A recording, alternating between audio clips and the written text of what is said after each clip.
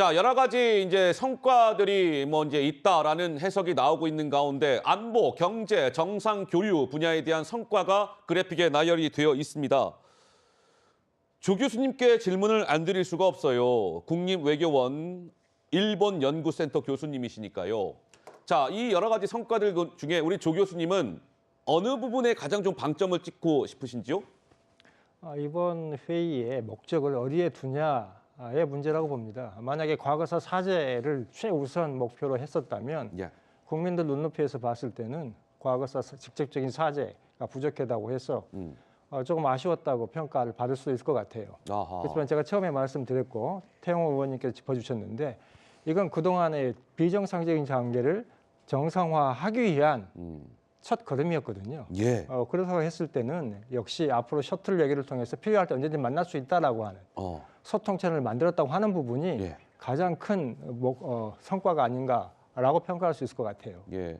기시다 총리도 그러면 이제 한국 방문을 조만간 하게 될까요, 조 교수님? 어쨌든 윤 대통령이 이번에 일본을 방문 도쿄를 갔으니까 기시다 총리도 한국 방문해야 되지 않겠습니까? 야, 그렇겠죠. 그러니까 윤석열 정부가 들어섰을 때 예.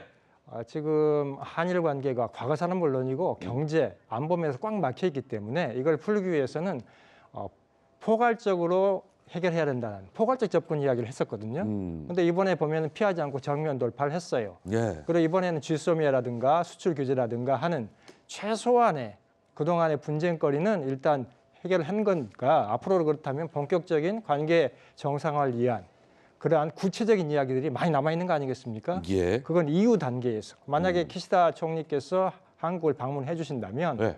그러한 모멘텀이 대단히 탄력받게 된다고 봅니다.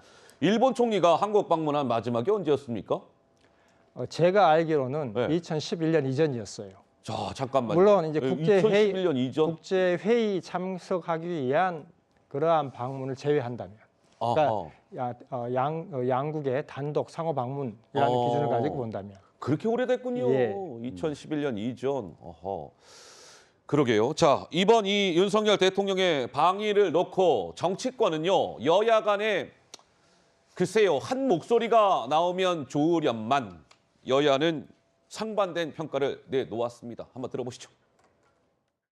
오므라이스 한 그릇에 국가의 자존심과 피해자의 인권, 역사의 전부를 다 맞바꾼 것이다. 피해자를 제물로 삼아서 대한민국을 일본의 하수인으로 전락시키는 이 망국적인 야합에 우리 민주당은 결연하게 맞서 싸우겠습니다. 민주당이 이재명 대표의 사법 리스크를 덮으려는 호재로 또 죽창을 들고 나왔습니다. 김대중 전 대통령이 하면 국익이고 윤석열 대통령이 김대중 전 대통령의 업적을 계승하면 외교 참사입니까? 김대중 정부 시절 일본에 독도 수역 어업권을 내준 것은 어떻게 설명을 할 것입니까? 자, 글쎄요. 외교 안보에는 여야가 따로 없다. 이런 얘기가 많은데 어쨌든 여야의 입장은 엇갈렸습니다. 이재명 대표는 오므라이스 한 그릇에 국가의 자존심과 피해자의 인권 역사를 전부 다 맞바꿨다. 뭐 이렇게 오늘 목소리를 높였는데요.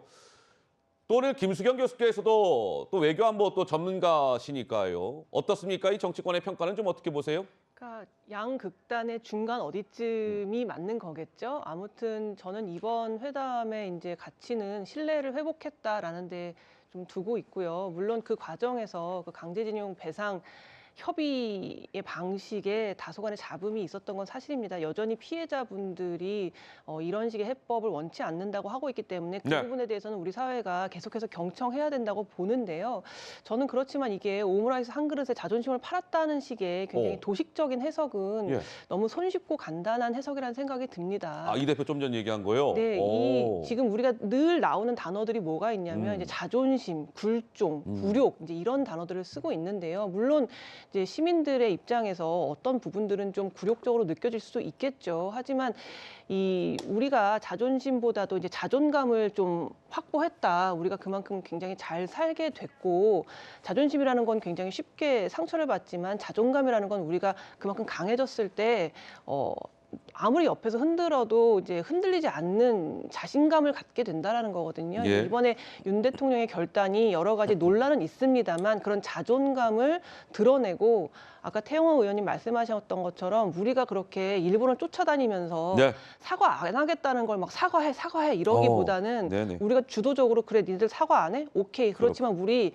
자존감을 가지고 이 관계를 이끌어 나가 보겠어라는 결단으로 좀 보는 식의 그런 예. 관점도 참고할 필요가 있지 않나 싶습니다. 알겠습니다. 윤석열 대통령 지금 이 시각 현재도 일본 도쿄에 머물고 있습니다. 1박 2일 일정이었고요. 오후 늦게 오늘 한국에 도착을 한다고 합니다.